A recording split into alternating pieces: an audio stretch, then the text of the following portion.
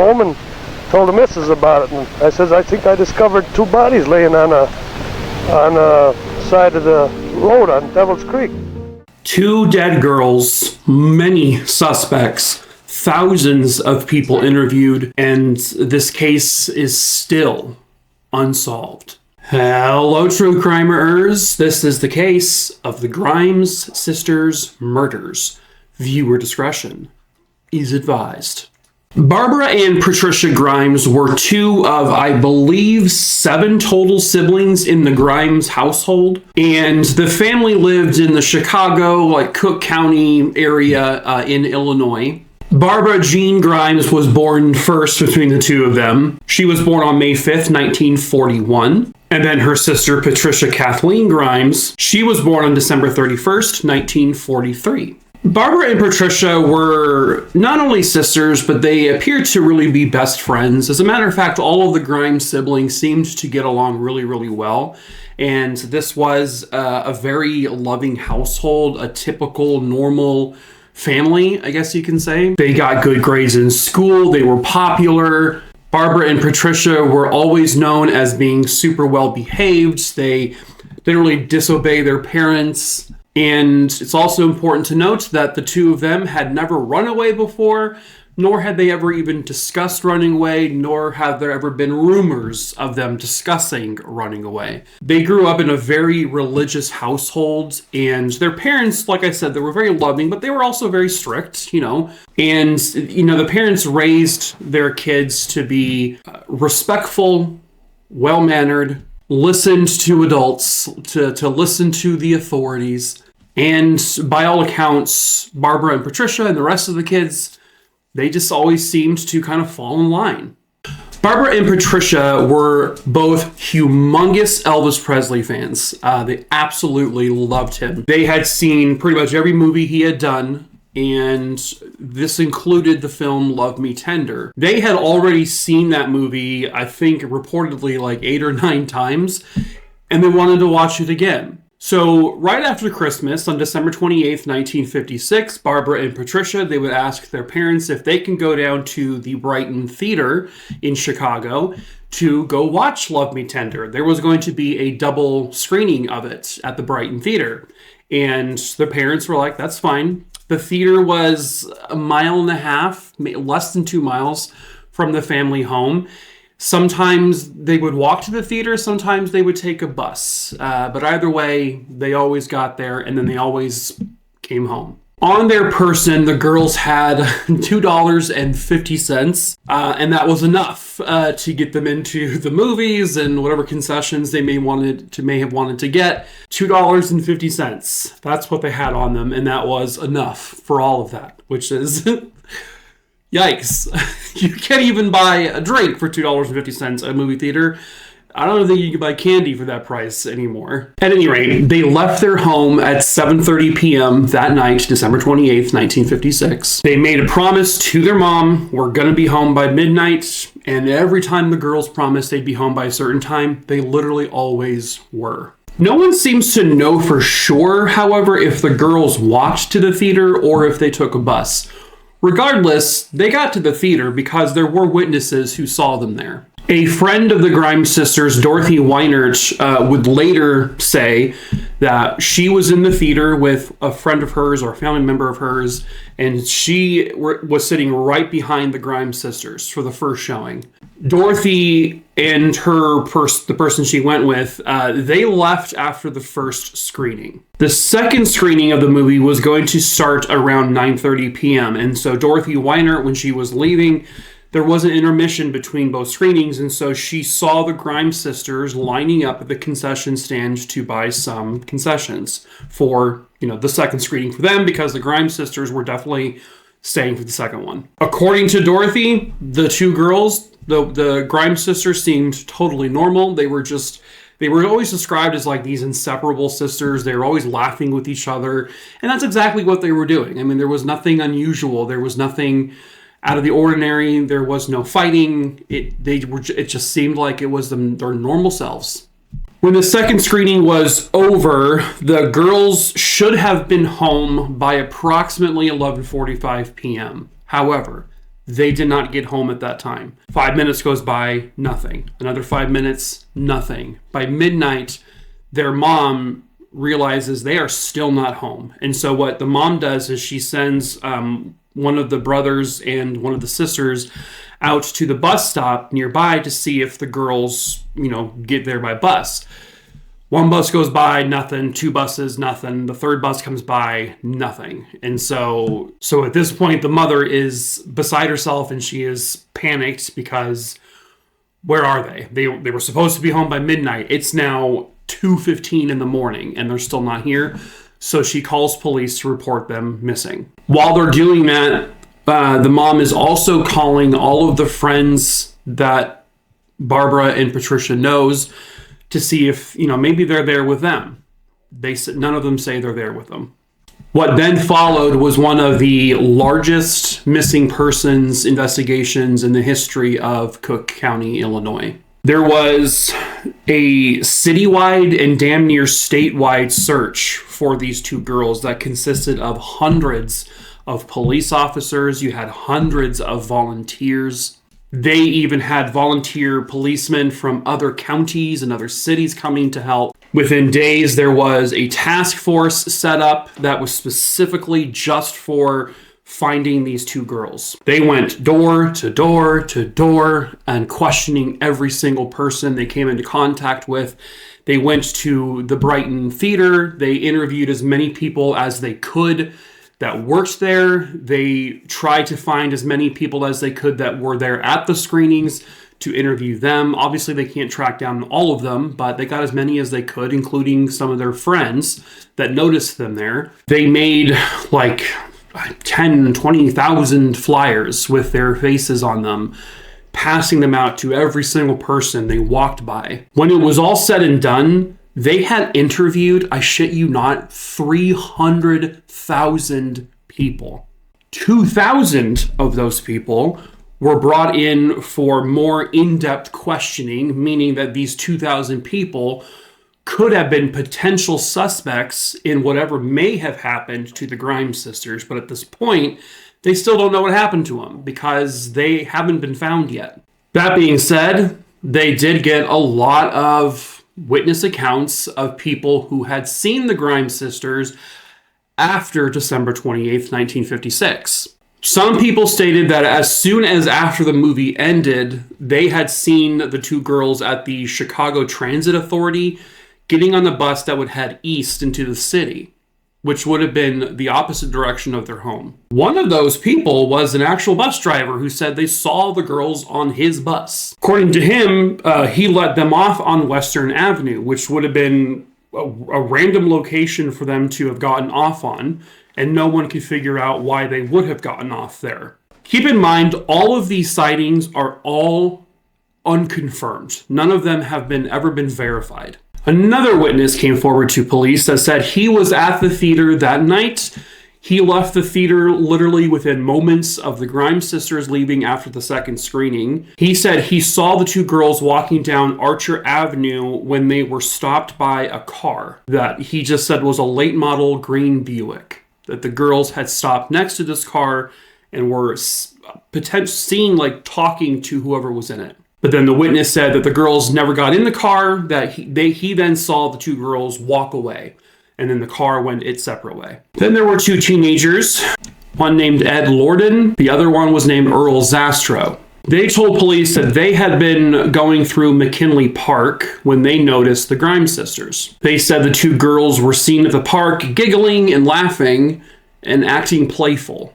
Almost like they were playing, like they were jumping out from areas and scaring each other. And this was at about 11:30 p.m. Security guard would come forward to say he gave directions to the two girls in the early morning hours of December 29th. And this would have been approximately 12 hours after the second screening let out. Another witness said they saw the two sisters at around 2:30 p.m. on December 29th. So again, the next day, they were walking along Archer Avenue. A railroad conductor would say he saw the two Grimes sisters, and they were on a train. And he said the two girls were looking for two sailors. So there were numerous sightings of them, not just on the night of the next day, but literally days would go by and they said, oh, we saw the Grimes sisters here, we saw the Grimes sisters there. They were spotted all over the city. They were spotted all over the states. They were spotted in very different locations. And the thing is that if you put all these witness statements together, it wouldn't have made sense unless these sisters were like time travelers and had the ability to like jump from place to place, to fast travel, if you will, if you're into gaming. It just didn't make sense. There are all these random sightings. And I was watching a clip on this, and, someone had made note that, the Grimes sisters, not to put it in a negative way, but they were plain young teenage girls, meaning they looked like every other teenage girl. And so it seemed like people were misidentifying other girls as being the Grimes sisters. So that's why they could never really corroborate any of these sightings. One of the sightings, however, would lead to the first legitimate suspect. So the owner of a restaurant called the D&L restaurant, this is on Madison Avenue in Chicago, on December 30th, so this would have been approximately a day and a half, 2 days after the girls went missing, at approximately 5:40 a.m., the restaurant owner saw the two girls in the restaurant. One of them appeared to be drunk. Keep in mind the ages of these girls. Barbara is only 15 and Patricia is only 13. So them, being drunk would be way out of character for them. But anyway, the owner said one of them was like staggering around, looking very intoxicated. They couldn't walk, but they were being accompanied by an older man. That man's name was Edward Bedwell. And they would get another tip from, I guess, someone who worked at the Claremont Hotel nearby. Keep in mind, this is about 5 or 6 miles away from the theater, the restaurant, and this hotel. But this hotel owner said, or worker said, he saw the two girls alongside Edward Bedwell checking into this hotel around that same time, December 30th. Edward Bedwell was a 21-year-old drifter who was originally from Tennessee. Edward was living in the Chicago area at the time, and he was working as a dishwasher at a restaurant. There were people who said that Edward looked a lot like Elvis Presley, and the girls, like I mentioned earlier, and because they were seeing that movie, they loved Elvis Presley, and so that kind of made people think, oh, he kind of looks like Elvis, and, maybe that's why they went with him. Again, at this point, the girls still haven't been found, but they do find Edward Bedwell. The police do. They bring him in for questioning, and he's like, they were mistaken. I wasn't with the sisters. So yeah, he was questioned, and he said, I don't know anything about it. They were wrong. They were mistaken. But there's nothing they can do about it yet, because again, they haven't found the girls. There were reports that the girls were seen going to Nashville, and Nashville has connections, obviously, with Elvis Presley. And it's, again, they can't corroborate any of this, but they have one guy who may have done something to him, but they can't do anything about it because they don't know where the girls are. And then January 22nd, 1957 comes, and the girls are now found. This is roughly 3 weeks after the girls were last confirmed seen leaving the Brighton Theater in Chicago. A man named Leonard Prescott was driving down the road when he thought he saw some mannequins on the side of the road. It's always mannequins they think they see. And they were just over like a guardrail. So he stopped his car. Home and told the missus about it. And I says, I think I discovered 2 bodies laying on a side of the road on Devil's Creek. So this was on German Church Road. When he hopped over the railing and he looked closely, he noticed that these were not mannequins. These were bodies. These were the bodies of 2 young females. So he goes to police. The girls were, one was laying on her back and her legs were kind of upwards. The other girl was lying on top of her, across her head. It appeared that the girls were not killed in this location, but they were dumped there, driven there in a car, and then just sort of thrown over. And that's kind of how they just landed. But at first, the police did not know who the girls were. And so they wanted to get a positive identification. And this is 1957. So this is different times. But they had the girl's father, Joseph, come down to this location, and he would look at the two girls, and he positively identified them as his daughters, Barbara and Patricia Grimes. So this clip I'm about to show, it starts with the father being consoled after he notices or he identifies them, and then it goes into someone's basically saying how long the two girls have been there. Do you have any idea how long these girls have been lying here? There's snow in between the bodies. There's some snow under the body. And from the position and condition of the bodies, I would say they've been here into a matter of days, 3, 4, 5 days. This is where all the confusion begins, because nobody seems to can pinpoint exactly how long they've been there.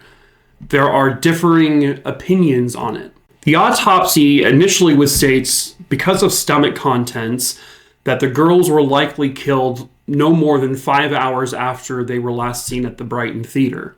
But then later on, there would be conflicting reports that the girls had actually been placed there only for a few days where they were found, and that they had been killed right along that same time, right near the time when they were killed. So meaning they could have been killed either the night they went missing, or they were killed 4 to 5 days before they were found.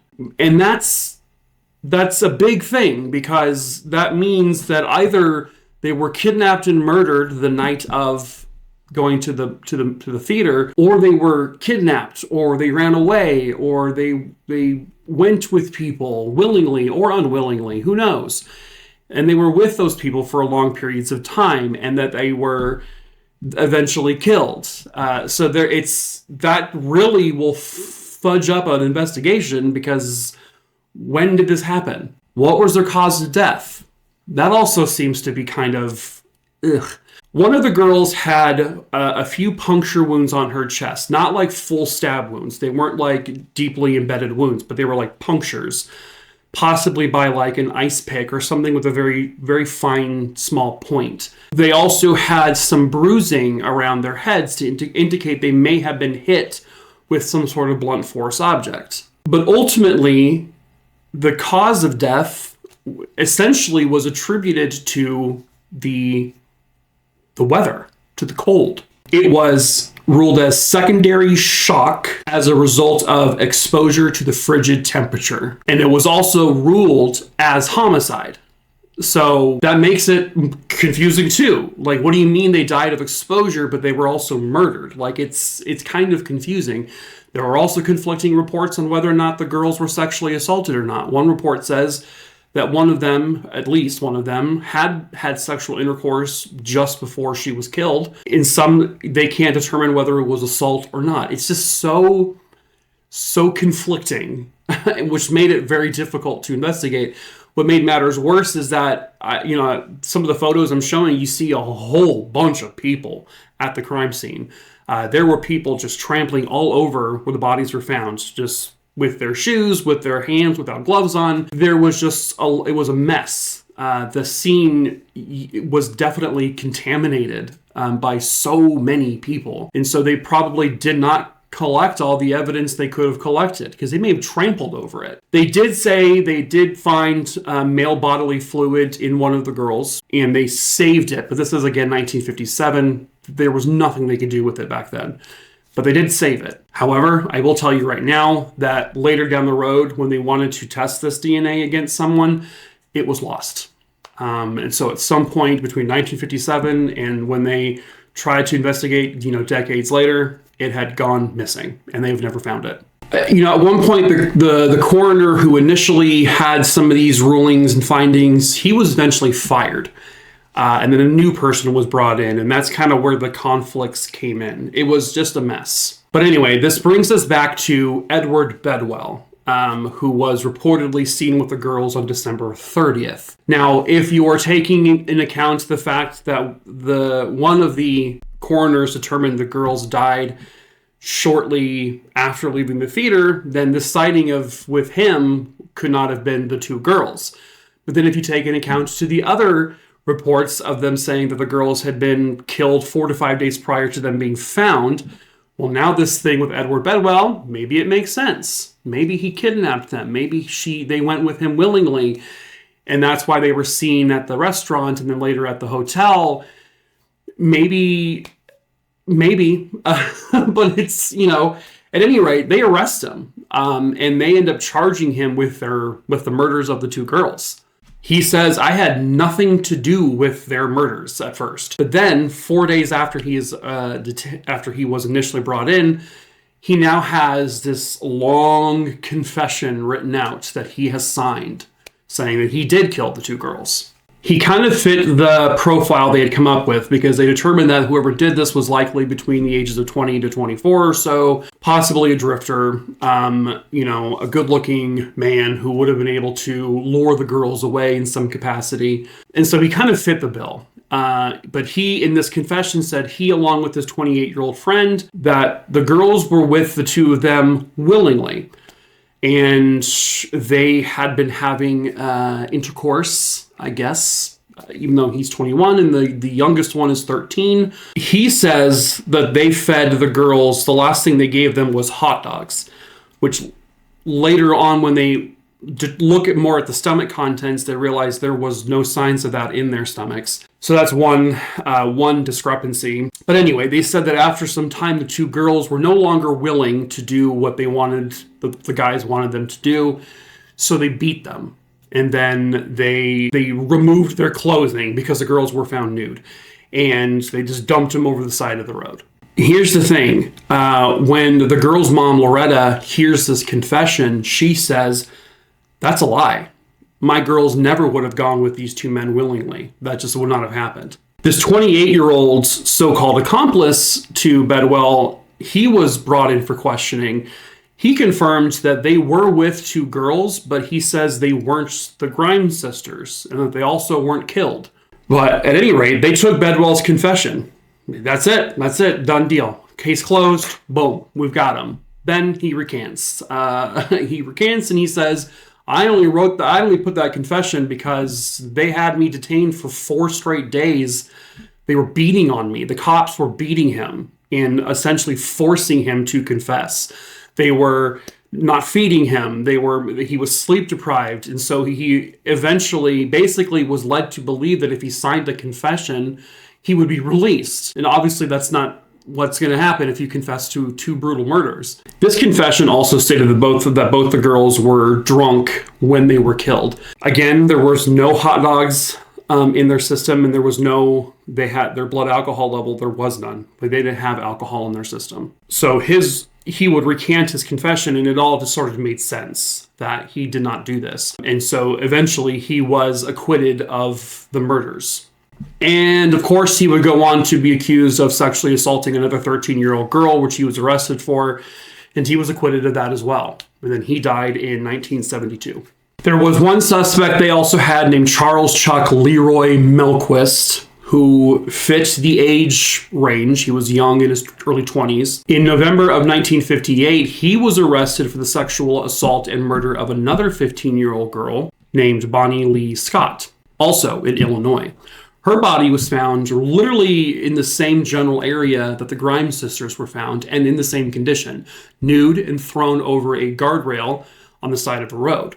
When police go to his house, they find a big old list of phone numbers of young girls. And several of those girls, or at least a couple of those girls, were girls from the same neighborhood as the Grimes sisters. Police question all of these girls, and they all say they got these calls from this creepy, mysterious man, and it was just, some of them met him, and some of them would say they were sexually assaulted by him. He was someone known to go to the Brighton Theater, where the girls were last seen. He had the means to dispose of the body. He had his own vehicle. There are people who believe that the Grimes sisters were probably either strangled as their cause of death in reality, and not this whole secondary shock thing, or that they were suffocated. And it makes more sense, too, because Bonnie was killed by suffocation. However, he was never actually charged with connections to the murders of the Grimes sisters. Melquist was eventually sentenced to, I think, 100 years in prison for the murder of Bonnie Lee Scott.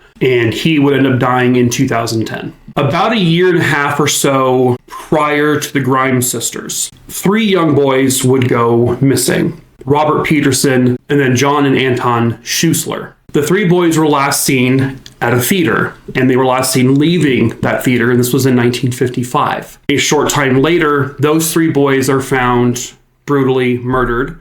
They are dumped on the side of a road. They are also nude. They were also piled on top of each other like the Grimes sisters were. And apparently, years later, when the Grimes sisters are found, they are found, I guess, on the property that a man named Kenneth Hansen owned. And I think, from what I understand, the 3 boys were also found on or near the property of this Kenneth Hansen person. Kenneth Hansen was known to attack and sexually assault typically young boys. He was not known to assault females. Kenneth Hansen was eventually arrested decades after these 3 boys were found murdered. And that's how long it took them to actually find them. And so he was charged with the murder of the 3 boys, and he would eventually be convicted and sentenced to 300 years in prison. His name really wouldn't come up as a genuine suspect, however, until many, many, many, many years later in terms of the Grimes sisters, when there was a kind of a new investigator looking at this case and realized, you had these 3 boys go missing in the same fashion. They had gone to a movie theater. They were seen walking away, never seen again. Then weeks later, they're found dumped on the side of the road, nude, piled on top of each other. They appeared to have been killed in a similar fashion. And so people were kind of piecing things together. And so they wanted to, decades later, take Kenneth's DNA, which they had on file, and they wanted to match it against the DNA they supposedly had on file for the Grimes sisters case, because they found male bodily fluid. But that's when they realized, oops, it's gone. It's missing. So they've never been able to compare that DNA. But you also have some factors that don't make sense. Like if you're really basing this off of the typical MO, Kenneth would only ever attack young boys and never young girls. And so this would have been out of character for him. The bodies were all found on properties that he owned or next to or near the properties he owned. They were found in similar fashion. Could whoever killed the Grimes sisters have maybe taken notice of how the 3 boys were found, a year or so prior, and they just tried to match that in order to throw people off? Maybe. There are people that believe that Charles Leroy Melquist is a more accurate suspect because his victim, Bonnie Lee Scott, fit the bill, just like the Grimes sisters, similar, found in similar ways as well. But they can't really question him because he's dead. And then Kenneth Hansen is also dead. He died in 2007. So the one thing that did make Kenneth a potential, bring him back to being a potential suspect is he was at the Brighton Theater the night the girls went missing. He was there. They found old documents where apparently Kenneth was one of the people who was interviewed many, way back when this all first started. And that's how they found out he was at the theater that night. So that does place him in the area when they disappeared. So it's back to being a possibility. But we'll never really truly know because he's dead, the DNA is gone. Charles Melquist is dead, the DNA is gone. There were also 4 teenage boys who were at one point detained in connection with this back when it first started. They had been seen arguing with the 2 girls outside the theater. Some say the teenagers were throwing obscenities at the girls and trying to lure them into the car or into a car, but apparently those 4 boys were released fairly quickly. But the fact of the matter is it's now 2023 and this case is still unsolved. The unfortunate thing is with that DNA being now gone, the fact that the crime scene where the Grimes sisters were found was so badly handled in terms of being trampled all over, just being contaminated by so many people, there really isn't any actual true evidence. Whatever evidence they may have at this point is probably degraded. You also had the fact that there were differing opinions on how they died and when they died. You had all of these witnesses who came forward to say they saw the girls at different times in different places, and it really contaminated the witness pool, if you will. It didn't, the investigation could never seem to go in any particular direction just because of how many differing opinions and statements there were. And I saw them here, I saw them there, I saw them on the bus, I saw them get off the bus, I saw them at this restaurant, at this hotel, I saw them in Nashville, I saw them everywhere. So the question of who killed the Grimes sisters is unfortunately one of those things that may just be an unsolved mystery forever. Most of your suspects, if not all of them, are dead. You don't have any physical evidence that you can even connect to them, even though they're dead. So the whole thing's a mess. It's a mess. Sadly, the murders of the Grimes sisters will probably remain unsolved. Pretty much the majority of their family, are gone. The suspects are gone. The detectives are gone. The coroner is gone. Like, everyone is slowly, has died. And this may fall into the realm of like the Black Dahlia, cases like that where you think but you just can't ever confirm it. And quite honestly, I couldn't even say like who I think may have done this because if you were to like present this in a courtroom today with whatever evidence they actually still have, along with whatever witness statements they have, I don't think anyone could be like, oh yeah, this definitely is what happened. This is definitely who killed them. I don't think you could. And it really goes to show like why you need to process a crime scene in a more succinct way, in a cleaner way. You don't have 6,000 people trample the scene. And also maybe don't coerce confessions and beat people to a pulp to confess to a murder they didn't commit.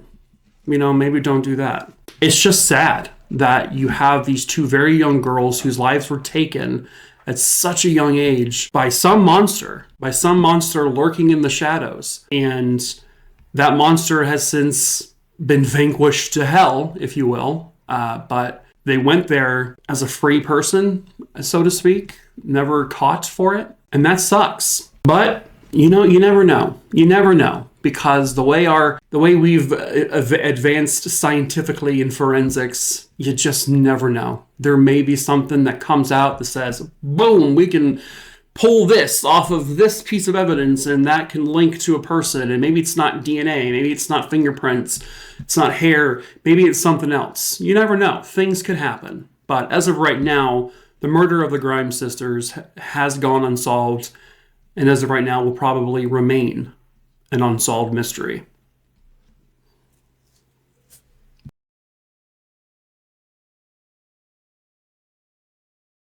Why, hello there, true crimerers. Guess what? It's time for another true crime in a short amount of time, and also another coldest cases by Canadian province, if you couldn't tell by my near perfect accent.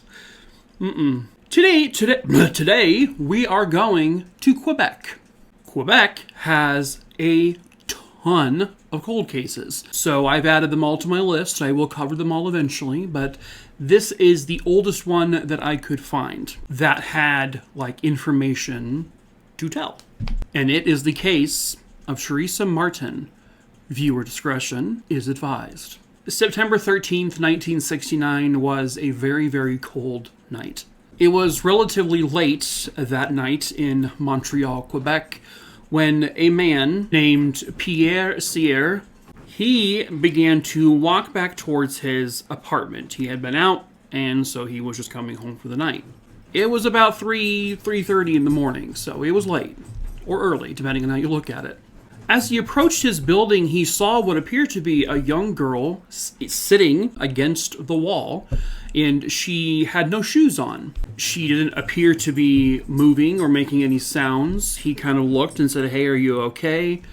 He got no response, so he hurried up the stairs to his apartment, picked up the phone, and called emergency services. They came out, and they would take this young girl to the nearest hospital, but it was already too late.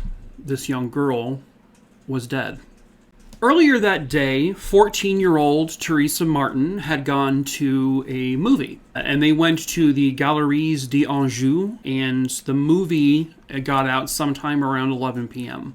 The friends, after the movie, basically split apart, and they all saw Teresa get onto the 41 bus at a little after 11 p.m. And then from there, they didn't see her again. Later on, the bus driver would tell police that he dropped her off at Gwynn and Rollins Boulevard.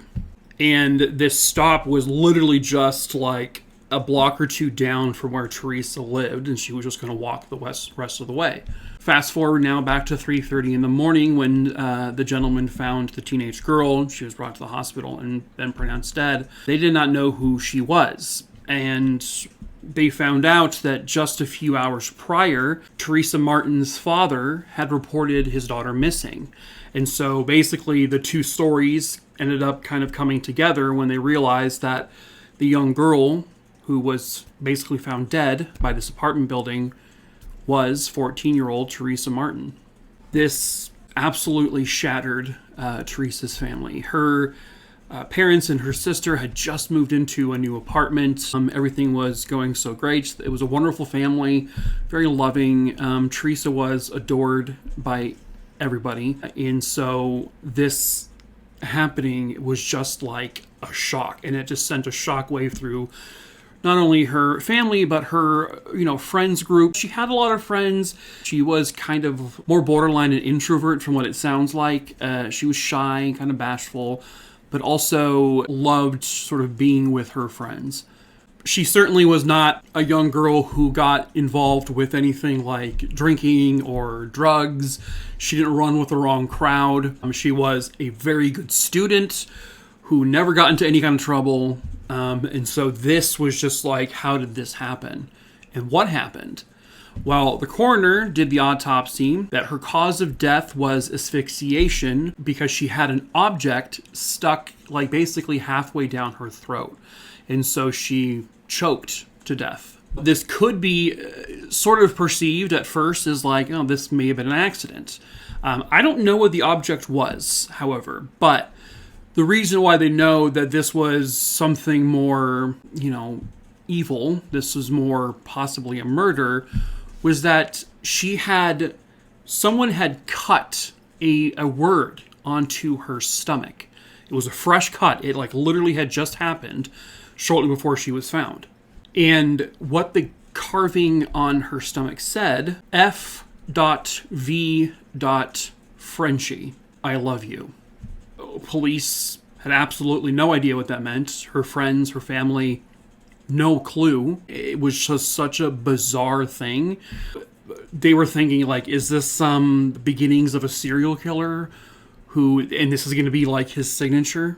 Or is it just a random thing that this killer did in order to throw police off their track? Who knows?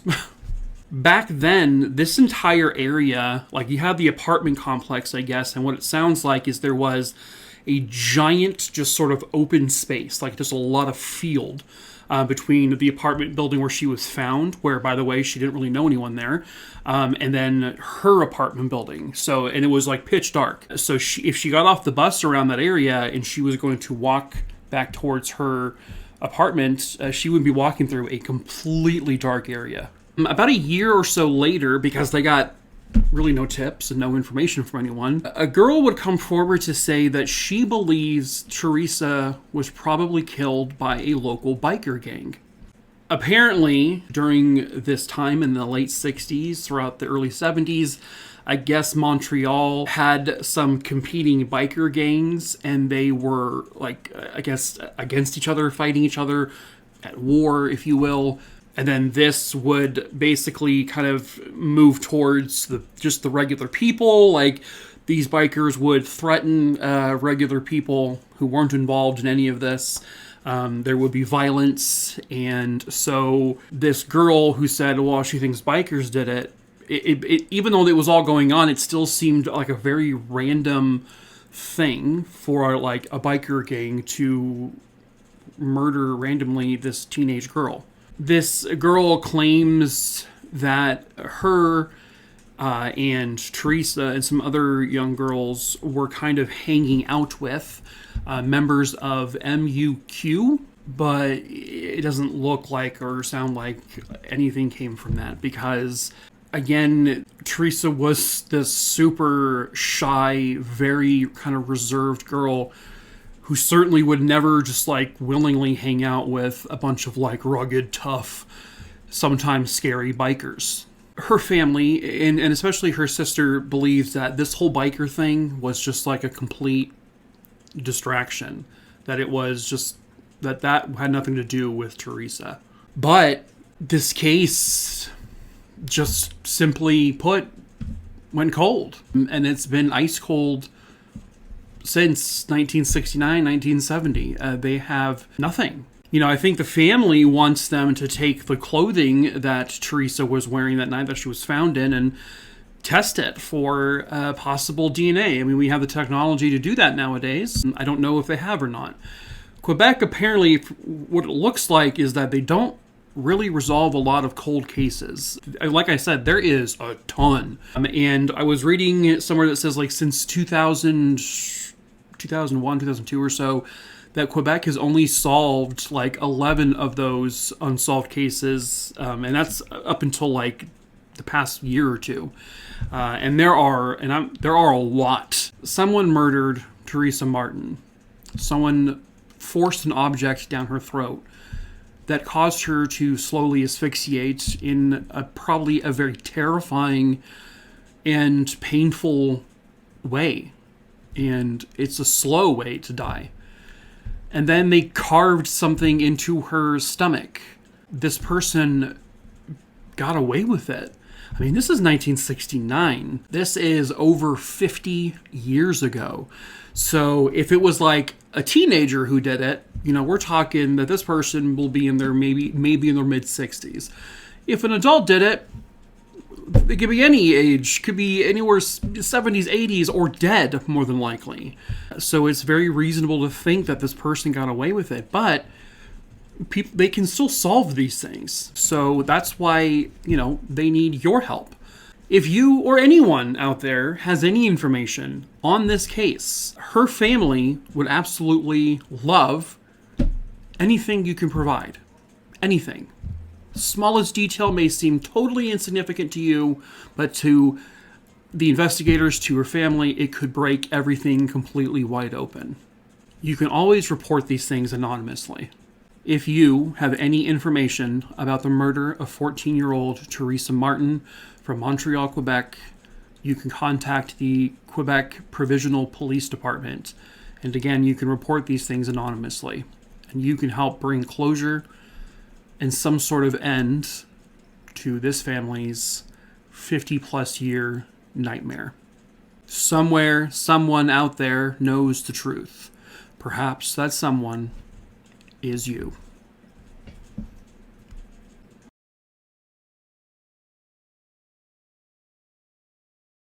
A car found abandoned on the side of a freeway, and its occupant has still never been found. Hello, true crimerers. This is the case of Paige Renkoski. Viewer discretion is advised. Paige Renkoski was born on February 2nd, 1959. She was one of 4 kids in the family. I believe they were all girls. Her mom had worked in human resources at General Motors, and her father was the Chief of Enforcement Division, State of Michigan Department of Licensing and Regulation. Sounds like a very important job. Paige, as a young girl, according to her mom, she would play with dolls all the time, and Paige had always said she really wanted to grow up to become a mom. She really wanted to be a mother, and every doll she got, she would name them the same name that she said she planned to give to her children at some point down the road. But unfortunately, it would only ever be dolls that she would get to do that with. Paige never had a chance to have children.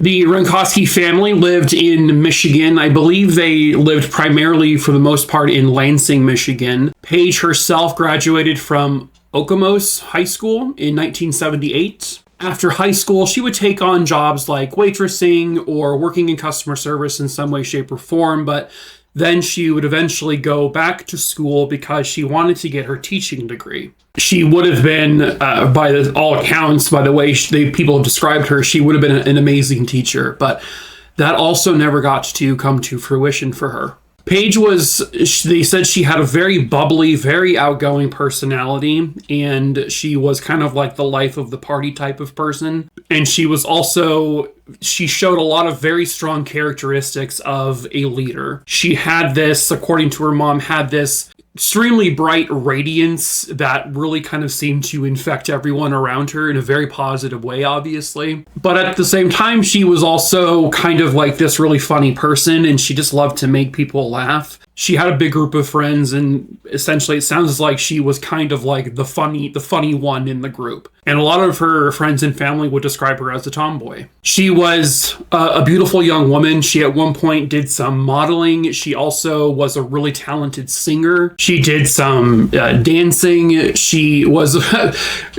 from reading about her, she sounds very multifaceted, and there's a lot of aspects to Paige that there was, if the teaching thing would never have worked out for her, it seemed like there was going to be a whole lot of different avenues that she could explore and be very successful at. But like I said, none of that got to come true. Because on May 24th, 1990, Paige would vanish off the face of the earth. So at this point in 1990, she is about 30 years old. And she's actually engaged to a man named Steve de Brabander. According to some people, there were some kind of rifts in this engagement. Like there were some issues with, I guess, Steve, that it wasn't necessarily perfect. But by all accounts, the engagement was still on and there was still plans to get married.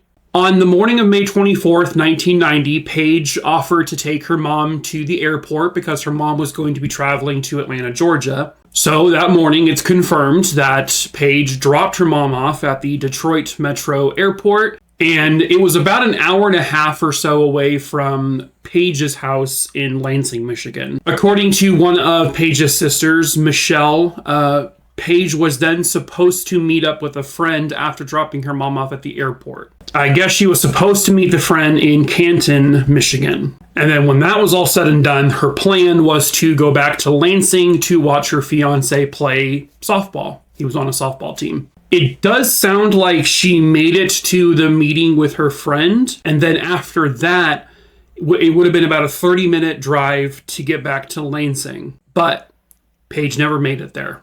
Paige was observed by witnesses, technically in the area of Fowlerville, Michigan, and she was driving down the I-96. So at some point that day, police there in Fowlerville or Lansing, I'm not 100% sure which police station got called, but at some point that afternoon or early evening, they got a few calls about a vehicle that's seemingly abandoned off the side of the I-96. Police don't respond right away. As a matter of fact, it's not until about 2 or 3 hours after these calls came in about this car is when they would actually send someone out. And the car, when I guess they got there, the car was still running. There was a pair of shoes on the driver's side floor. There was a purse in there. There were like magazines, and it just appeared as if there was no sign of a struggle in the car. It appeared that someone had just got out of the car and left it running, but no one was there. There was no blood. There was no, hair pulled out. There was nothing that screamed to anyone that something bad just happened. But with the car being still on and like shoes in there and a purse in there and no one else around, you would think they would still treat this as potentially like, okay, we might need to look at this as a crime scene. They didn't. They just had the car towed, and they that's all they did at that time. They did find information in the vehicle that they can determine who the car belonged to, and that's how they found out the car belonged to Paige Renkoski. They left a voicemail or on her answering machine because they wanted to let her know, like, hey, your car's here, what's going on? But it wouldn't be until much later on that evening when Paige Renkoski was officially reported missing and when everyone found out that the car had been found abandoned on the side of the road. So police then bring it in for processing, and this is now hours and hours later after the car has already been handled by a tow truck driver and leaving whatever sort of evidence they may inadvertently leave behind. They examine the car. Again, after a thorough examination, nothing really major is found. I mean, other than the shoes and the purse, with her ID and everything, there's nothing else in there to indicate what might have happened to her. There was there's no damage to the car. The car was running perfectly fine. It had plenty of gas in the car. There was no indications that maybe Paige hit someone or got maybe rear-ended, pulled off to the side of the road to exchange insurance, and then someone kidnapped her. There was no damage like that whatsoever. No dents, no scratches, nothing. And the car was fully operational. So when she was reported missing, this obviously now said, okay, something bad happened to Paige Renkoski. Now, obviously. They kind of should have put that together from the get-go, but hey, who am I to judge? So now they are going kind of back and trying to find out Paige's movements. They're putting out information to see if they can get any witnesses who said they may have seen her. They confirmed with her mom that she dropped her off the airport. It sounds like I said earlier, that she met up with that friend. And then Paige, according to some witnesses, was seen sometime between 2:30 and 2:45 at a store that is actually now no longer open by a couple of different people. And that was west of Interstate 275 in Canton, Michigan. Apparently at that store, she bought some beer, and that unopened beer was found in the car still. It was very evident to police that this was a confirmed sighting of Renkoski because she was wearing very distinctive clothing. I guess these with a very distinctive floral pattern pants. They were really loose fitting, and she had a very distinctive necklace that her family would all confirm that, the clothing, the necklace, that was definitely Paige. And they showed a picture of Paige to this clerk, and they confirmed that. So they know she was alive and well around 2:45 that day. Then witnesses came forward to state that several people driving down the I-96 saw a woman who looked like Paige Renkoski pulled off on the side of the road. They confirmed it was the same vehicle that was actually hers. They described the vehicle and it matched the description of her car. And she was seen talking to, it really depends on, I guess, the witness, but some witnesses saw one individual, one man talking to Paige, and other people saw somewhere up to 2 or possibly 3 different men. All descriptions of the men were described as black males, and they were seen getting out of or driving a maroon-colored minivan. The maroon-colored minivan I'm showing here is not obviously that exact vehicle. It's just a similar vehicle that people described. Some witnesses said they saw what may have been described as kind of like a loud conversation, because Paige, by one account, was seen kind of with her hands in the air, almost like she was yelling at the person. But then another witness said they saw one of the men kind of gently put his hand on Paige's shoulder, almost in a comforting type way. But nobody witnessed her being taken. No one noticed any physical fights. No one noticed any weapons. Nothing like that. All they really saw was Paige talking to at least one man, possibly 2 to 3 men. But they did not witness a physical altercation in any way, shape, or form, and nobody saw her get kidnapped or anything. But like I said, it was various iterations of a similar story by many different people. But it does sound like everyone is sure that it was Paige they saw outside of her car, and that she had been talking to at least one man who was driving a maroon-colored van. That was pretty consistent. It was just sort of some little details that seemed to change person to person. I believe it was that Friday that police would interview her fiance, and from what I can see, they kind of alibied him. They interviewed him very, very thoroughly. He did not match the description of the men seen on the side of the road with a woman described like Paige. And it does sound like they cleared him and they ruled him out of any wrongdoing in this case. When they processed Paige's car, they did dust it for fingerprints, and they found several fingerprints and also palm prints. However, they have, even to this very day in 2024, and it's July of 2024, they have never matched anyone in the nationwide database, the fingerprints or palm prints. It doesn't sound like they really can tell if they're Paige's or not, because they don't have Paige. So they could all be hers. Or if they are from her potential assailant, that person has never been fingerprinted or palm printed ever.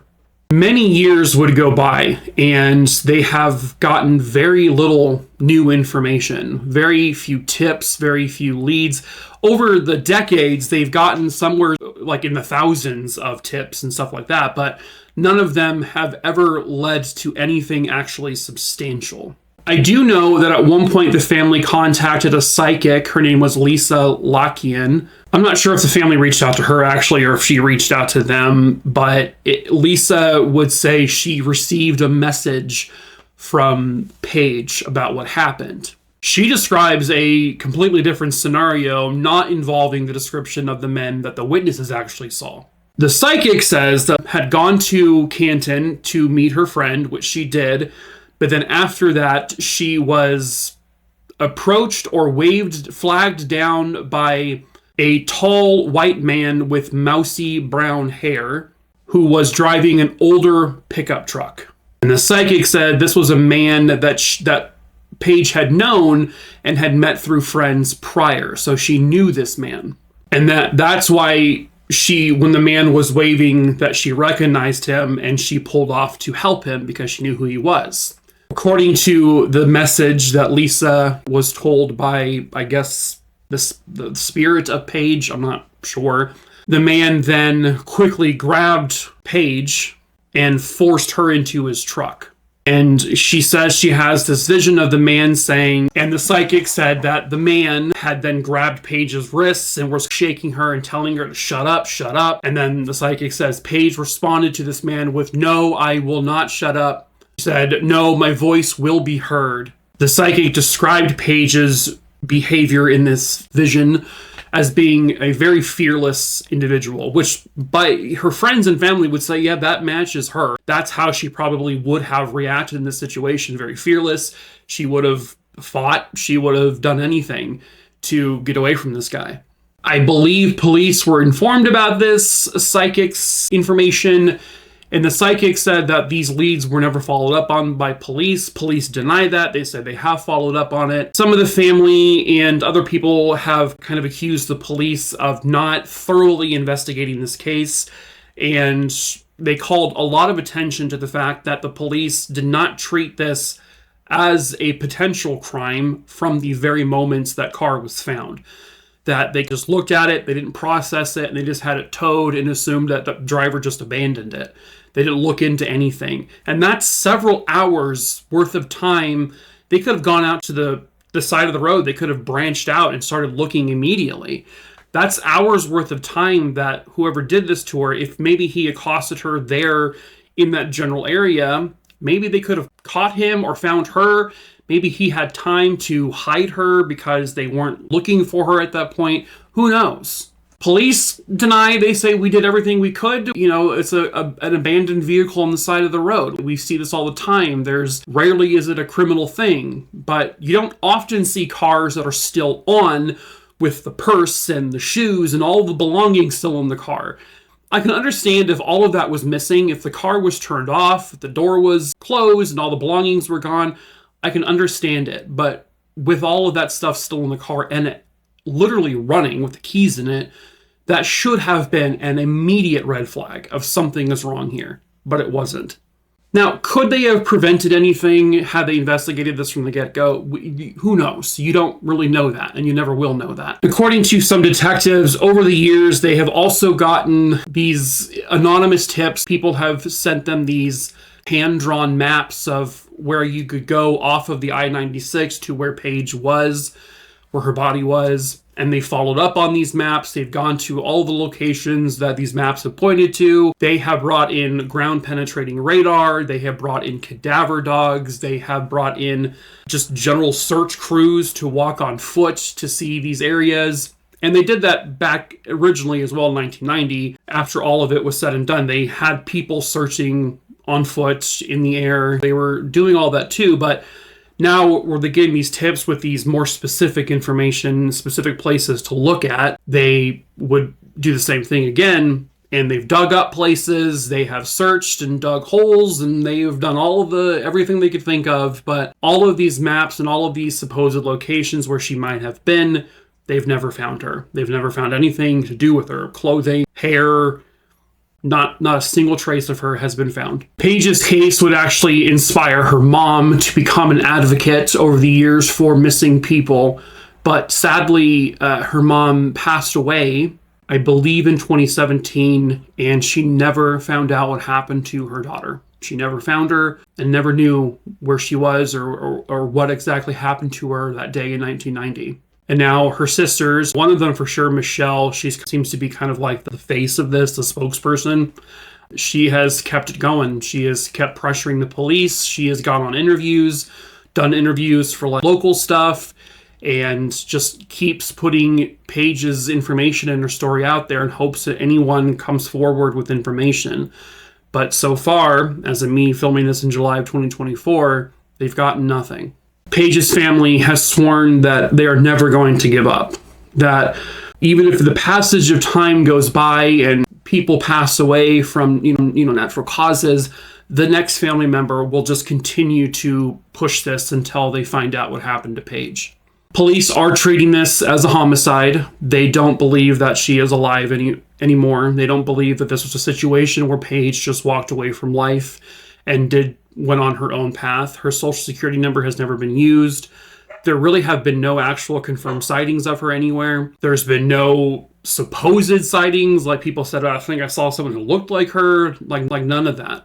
But at the time of her disappearance, Paige was 30 years old. She was 5'6". She weighed roughly 125 pounds. She had blonde hair. She had surgical scars on the inside of her right arm and surgical scars on both of her knees. Somebody somewhere out there knows what happened to Paige Renkoski. There's always at least one person. Think about it, there's at least two people. Paige, but she's probably no longer alive, and then whoever did this to her. If you believe the other stories, it sounds like there may have been more than one person involved in this, and that means more than one person knows what happened to her. And maybe one or two of those people have died. Who knows? Could have been. But time and time again, you see stories like this where the assailants, the killers, the kidnappers, they have to brag. They have to talk about it. They have to tell someone. They get drunk or high one night and they spill the beans. And maybe they've told what they know or what they did to you. Maybe you're watching this video or any video about Paige Renkoski's disappearance. It doesn't have to be mine. It can be anyone's video. And if something jogs your memory, and maybe you're afraid for your life because maybe they said they would kill you if you told anyone. Or maybe you just didn't want to come forward because you were just nervous. Maybe you no longer are friends with this person or these people. Maybe you're separated from them now, and now you can come forward. And if you're still nervous, you can report your information anonymously. You don't have to say who you are, just say what you know. Send police a map and say, hey, I have proof of where she is, or anything. The smallest, tiniest thing, it may be insignificant to you or sound insignificant, but it could be huge to police and to Paige's family. They deserve to know what happened to her. They deserve to be able to bring her home and lay her to rest properly if she in fact is dead. Or maybe in that insane off chance she did kind of run out on her own and she's still out there somewhere, maybe you recognize her and you just want to tell her family where she is. That's probably not the case. I know there is always that hope. Until you find her, there is that hope. So, if you are that person who knows anything about the disappearance of Paige Renkoski in 1990 from the area of Fowlerville, Michigan, you can contact the Livingston County Sheriff's Department at 517-540-7879 or 517-546-2440. If you have any information about the whereabouts of Paige Renkoski, please come forward and help her family bring her home. And if she needs justice, please help her get the justice that Paige rightfully deserves. But that is it for this case. True crime, a Rooney Dooney Dingleberry Dongs. I hope you found it interesting. As usual, please subscribe if you're new here. I tell many, many true crime stories here on YouTube. I have hundreds of true crime stories you can watch on here. Also give the video a like so more people see it, because again, the more people that see it means that that one right person might see it and can help this family get their answers and get Paige home. I also tell short form true crime stories over on TikTok. I have a couple different pages. You can find the links to those pages down below in the link tree. Lastly, if there's a case you want me to cover, just send me a super duper quick email to my email address, which is also listed below. Just send me the name of the case or the individual, where it happened, and when it happened. I will add that name to my list. The list is over 6,300 names as of right now. I pick the cases I cover each time at random, so I cannot promise you when I'll cover that case, but I will get to it eventually. I don't, why the accent? I don't know. Anyway. Okay. Well, that's it. That's it for this video. So, okay. You can go now. You can go now. You're free to go. Yeah, you're free. You can. Please get out of my house. I will call the police. Get out of my house.